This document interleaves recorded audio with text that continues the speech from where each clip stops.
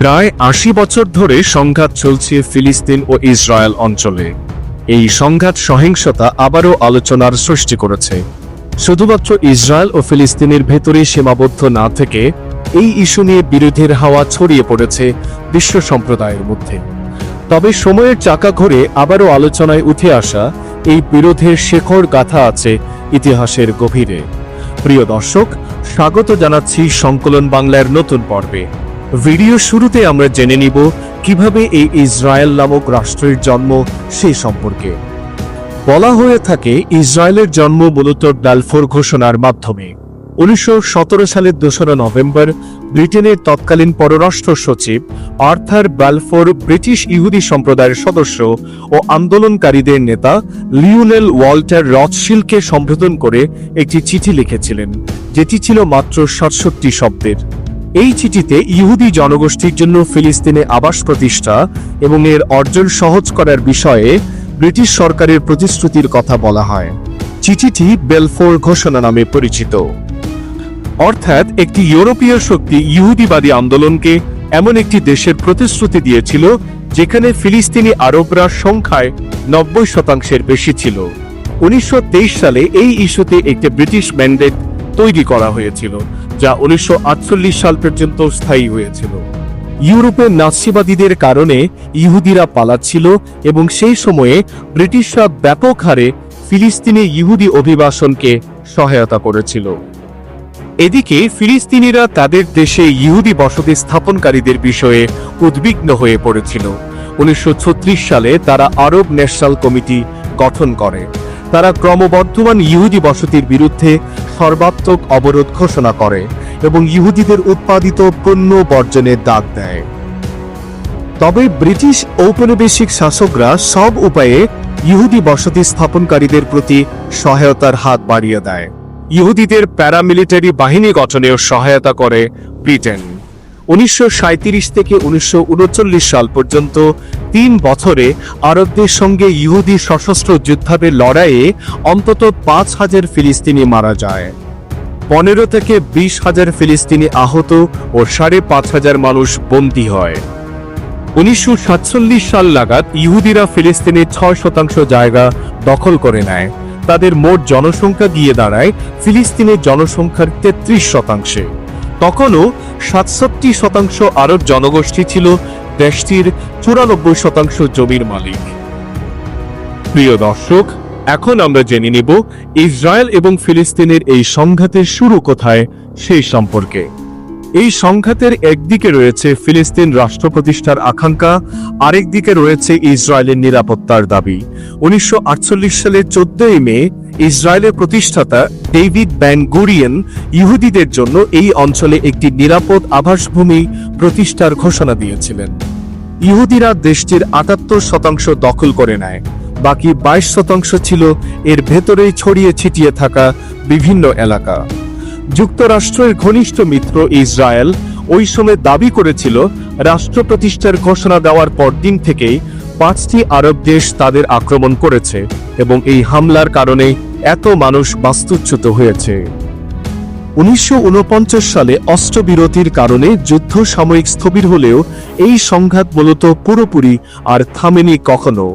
ফিলিস্তিনিরা 1948 সালের 15 মে যুদ্ধ শুরুর দিনটিকেই প্রতি বছর নাকাবা দিবস বা বিপর্যয়ের দিন হিসেবে পালন করে।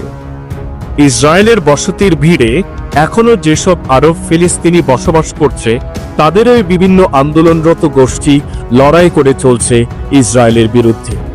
ইসরায়েলের জনসংখ্যার তুলনায় ফিলিস্তিনের জনসংখ্যা এখন প্রায় 20% মতো। প্রিয় দর্শক, এখন আমরা জেনে নিব ইসরায়েল এবং ফিলিস্তিনের মধ্যে প্রধান যুদ্ধ কোনগুলো সেই সম্পর্কে।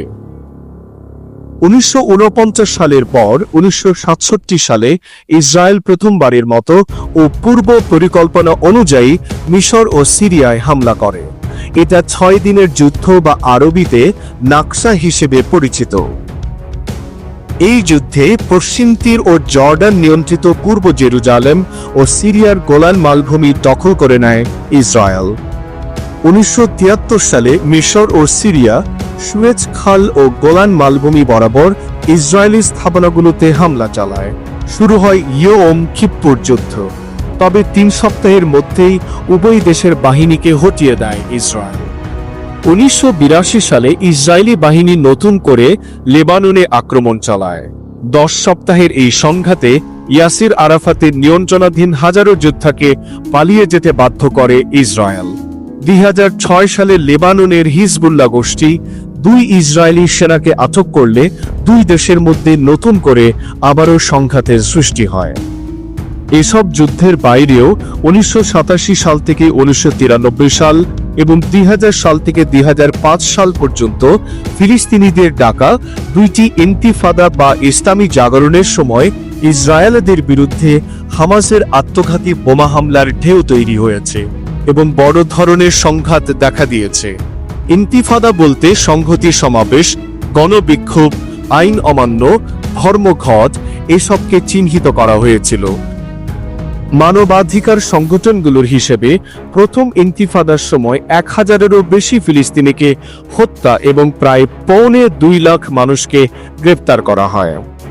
প্রিয় দর্শক, এখন আমরা জেনে নিব শান্তি প্রতিষ্ঠায় কি কি পদক্ষেপ গ্রহণ করা হয়েছে সেই সম্পর্কে।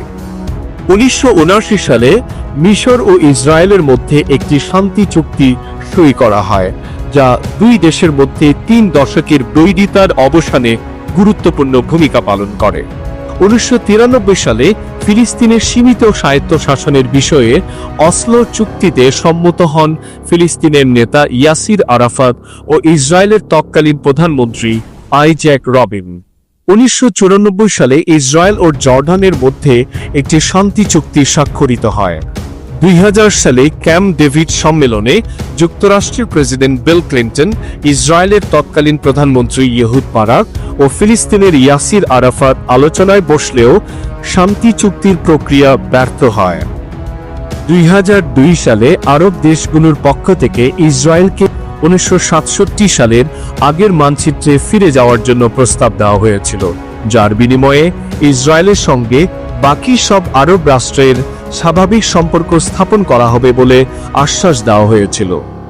ইসরায়েল এতে সম্মত না হওয়ায় নিজ দেশে উদ্বাস্ত হয়ে যাওয়া ফিলিস্তিনিদের ভাগ্য আর বদলায়নি।